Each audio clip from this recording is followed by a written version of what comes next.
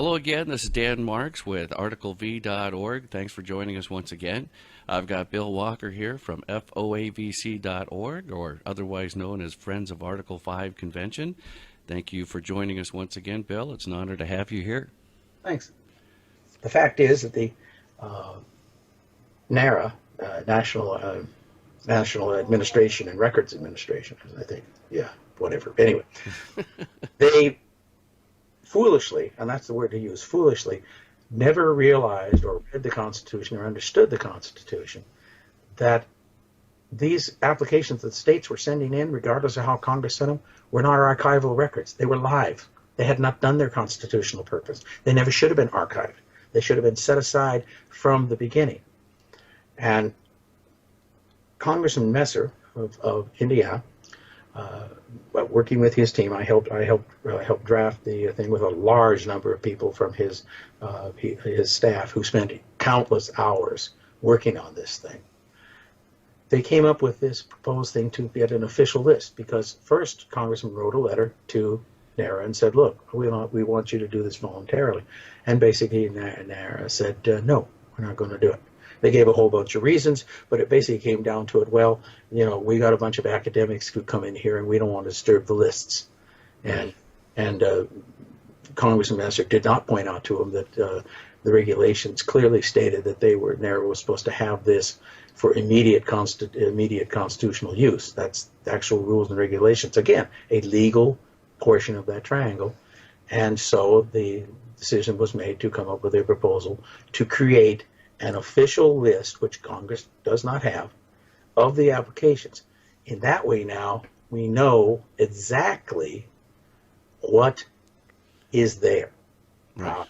So what states have applied, how many times they have applied, and so on and so forth, is that they are going to create an official list made up by NARA, because they have one now. A Congressional committee is gathering them. But in the 2 years it's existed, they've gotten 34 applications. There's over 500 of them. At that rate, it'll take them 30 years to gather it. NARA has the personnel and the access to do it in two. They can bring in the people, and using such lists as FOABC got, they know where to look. So that's going to speed the process a lot. And so they go into these boxes, and there are literally hundreds and thousands of boxes, billions of pages of material that they got to go through. They didn't call when they were supposed to do it, and the applications like cordwood just kept piling up and piling up and piling up against the door. And finally, somebody's opening up the door, and here comes a whole bunch of cordwood, and then they say, well, it's your fault because you cut it. Well, no, it's your fault because you didn't take it inside like you're supposed to. And so now this is the first step that Congress is going to have, where they have an official list.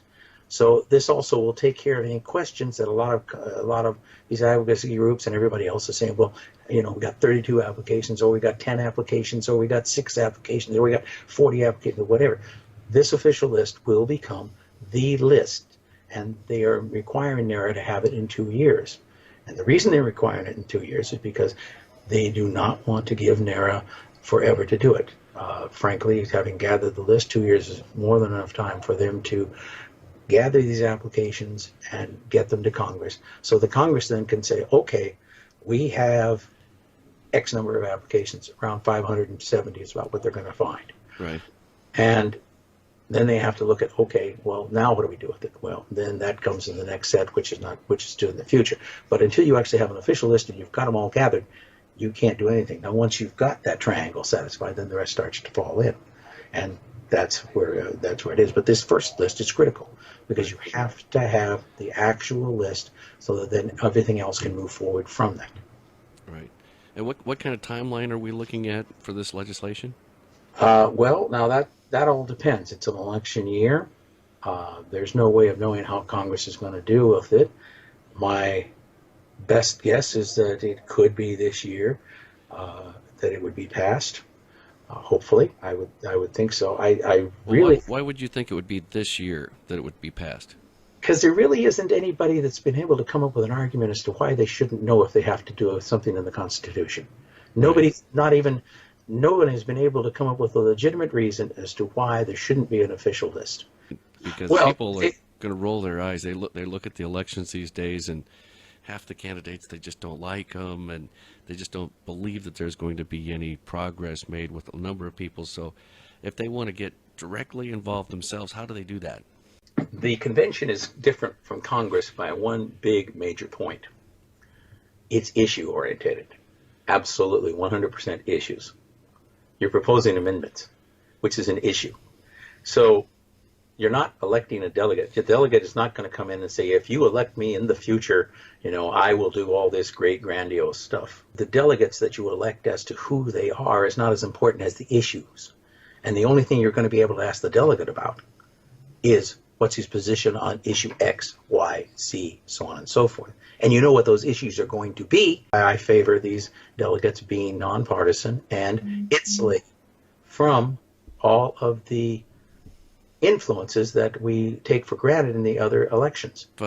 If this law passes, and we believe it will it definitively determine that subject matter is not a consideration for the applications for a convention? It is asking for state and date. The current, I'll use the word law. I guess you could say congressional rule asks for state and date. The 1930 compilation of the United States Senate asked for state and date. The 1789 discussion by James Madison discussing how the applications were going to be dealt with and under what circumstances they called for state and date. I would say conclusively, yeah.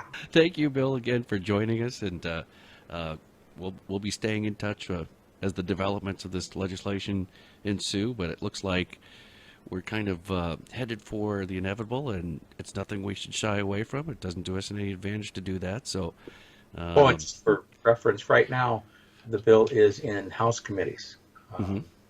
They will have to vote on it after they decide. And then, according to the House rules, assuming it gets through those committees, it then would go to the House, be voted on, and then sent over to the Senate for the same basic process. And then it would go to the President for signature. So how long it's going to take is, hopefully it's all done this year, but we'll see.